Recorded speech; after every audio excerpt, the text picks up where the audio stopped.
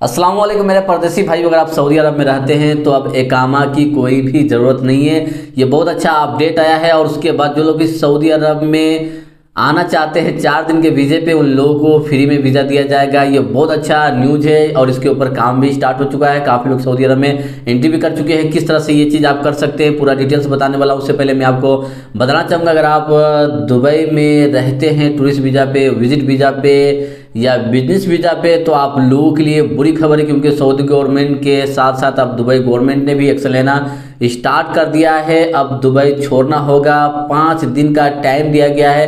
5 दिन के अंदर में आप दुबई छोड़े या अपना आईडी बनवाए। तो सबसे पहले मैं आपको बताना चाहूँगा, अगर आप इस वीडियो को लाइक नहीं किए तो सबसे पहले लाइक कर दीजिए। मेरे चैनल को सब्सक्राइब नहीं किए हैं तो सब्सक्राइब करके बेल आइकन को हमेशा के लिए ऑल पे क्लिक करके आने वाले वीडियो का नोटिफिकेशन जान सकते हैं, क्योंकि हमेशा आप लोगों के लिए कुछ ना कुछ नया अपडेट न्यूज़ लाता रहता हूँ ताकि आप भी इससे आगाह हो जाए। तो सबसे पहले मैं आपको बताना चाहूँगा, जो लोग भी अपने फैमिली को या अपने किसी रिश्तेदार को सऊदी अरब में फ्री वीज़ा पे बुलवाना चाहते हैं, 4 दिन का टाइम दिया गया है। 4 दिन के अंदर में आप सऊदी अरब में आकर घूम सकते हैं, जा सकते हैं, कोई भी पाबंदी नहीं। लेकिन काफ़ी लोगों का सवाल आ गया कि भाई मैं अपने फैमिली को बुलाना चाहता हूँ, अपने माँ बाप को बुलाना चाहता हूँ उम्रा कराने के लिए, ताकि 4 दिन के अंदर में उसे घुमाकर डायरेक्ट वापस भेज दिया जाए। क्योंकि आपको पता होगा सऊदी गवर्नमेंट ने जो वीज़ा को बंद कर दिया गया था, ट्रांजिट वीज़ा, तो उससे अब स्टार्ट कर दिया है। तो उसका एक सिस्टम है, आप हमेशा के लिए आप आसानी से इसे हासिल नहीं कर सकते हैं।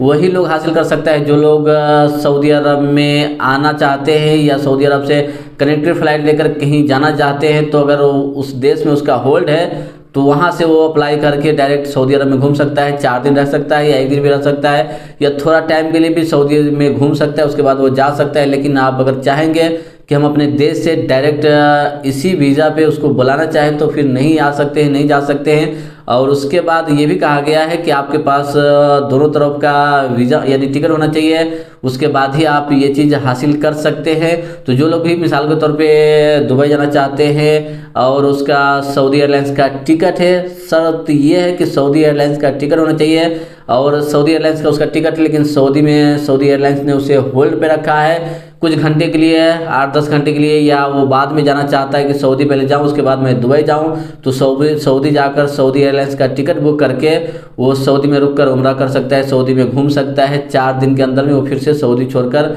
जहां चाहे वहां जा सकता है। और ये वीज़ा अगर अप्लाई हो जाता है तो कम से कम उसका टाइम 3 महीना तक है। 3 महीना में कभी भी फिर से वो कनेक्टेड फ्लाइट लेकर सऊदी एयरलाइंस का वहाँ पे रुक सकता है, फिर से जा सकता है। तो जो लोग ये कह रहे थे कि भाई अपने फैमिली, अपने बीवी बच्चों को बुलाना चाहूँगा, तो आप इस वीज़े पे नहीं बुला सकते हैं। अपने फैमिली को टूरिस्ट वीज़ा, विजिट वीज़ा या आप उम्रा वीज़ा पे बुलवा सकते हैं। उसके बाद हम बात करते हैं जो लोग भी दुबई में विजिट वीज़ा पे, टूरिस्ट वीज़ा पे, बिजनेस वीज़ा पे या किसी भी वीज़ा पे रहते हैं, तो आप लोगों के लिए 5 दिन का टाइम दिया गया है। अगर जिनका वीज़ा एक्सपायर है और एक्सपायर होने के बाद वो वीज़ा अप्लाई नहीं करवाया, तो आप लोग 5 दिन के अंदर में दुबई को छोड़ दें, नहीं तो आपका नाम ब्लैक लिस्ट में डाल दिया जाएगा।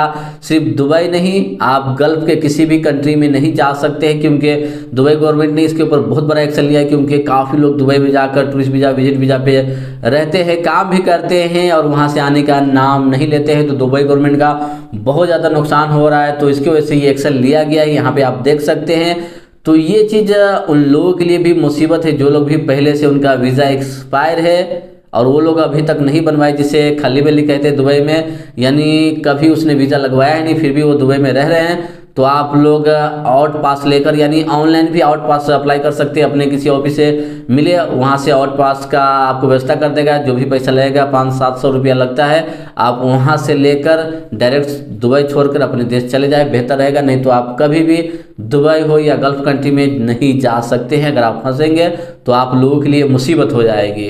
तो फाइनली हम बात करते हैं, जो लोग भी सऊदी अरब में काम करते हैं उनके पास आईडी होना जरूरी है, यानी इकामा। लेकिन अब इसको हटा दिया गया है। आपके पास जो फिजिकल आईडी होता है, कामा होता है, या उसका कॉपी हो या उसका फोटोकॉपी हो या ओरिजिनल हो, अपने साथ में रखने की कोई भी ज़रूरत नहीं है। क्योंकि आपको पता होगा इससे पहले जो कानून था, अगर आप अपने साथ में नहीं रखते हैं या आप रूम पे रख देते हैं, बाहर जाते हैं, अगर फंसते हैं तो आपके ऊपर 1000 रियाल का फाइन लगता है। अगर आपका इकामा वैलिड है फिर भी आपका जो फाइन है 1000 रियाल का है। वहीं से पुलिस उठा लेती है, रूम के बाहर आप बात कर रहे हैं वहीं से पुलिस उठा कर ले जाती है। आप बोलेंगे मेरे रूम में इकामा है, वो नहीं मानती है क्योंकि मेरे कंपनी का एक हाउस यानी ड्राइवर था, वो मार्केट गया था, गाड़ी में इकामा छोड़ दिया, लाइसेंस छोड़ दिया और वो मार्केट में गया, मार्केट के गेट पे उसे पकड़ लिया और वो कह रहा है कि तुम्हारे पास आईडी दिखाओ, आईडी नहीं है। तो वो कह रहा है कि मेरे गाड़ी में है, लेकिन इतना भी मोहलत नहीं दिया गाड़ी में जाने का, वहाँ से उठा लिया। बाद में उसने उसके कफील को फ़ोन किया और उसके बाद वहाँ से उसका आईडी इकामा लेकर आया, उसके बाद उसको छोड़ा, 1000 रियाल का फाइन लगा। तो ये चीज़ अब सऊदी अरब में इसको हटा दिया गया है। आपके पास डिजिटल इकामा होना चाहिए, यानी अपने अफसर अकाउंट के जरिए डिजिटल इकामा को एक्टिवेट कर सकते हैं। अफसर अकाउंट में बहुत आसानी से एक्टिवेट हो जाता है, इसके ऊपर मैं वीडियो ही बनाया था। आप अपने अफसर अकाउंट में जाए और डिजिटल आईडी को एक्टिवेट कर लें और वही अपने मोबाइल में दिखा सकते हैं, वही माना जाएगा। तो मेरे परदेसी भाइयों के लिए बहुत अच्छा न्यूज़ है। अगर आप लोग एक बार एक्टिवेट कर लेते हैं तो बिना इंटरनेट के भी बाहर अपने मोबाइल में दिखा सकते हैं डिजिटल इकामा। तो ये बहुत अच्छा है, इस वीडियो को लाइक और शेयर जरूर कीजिएगा।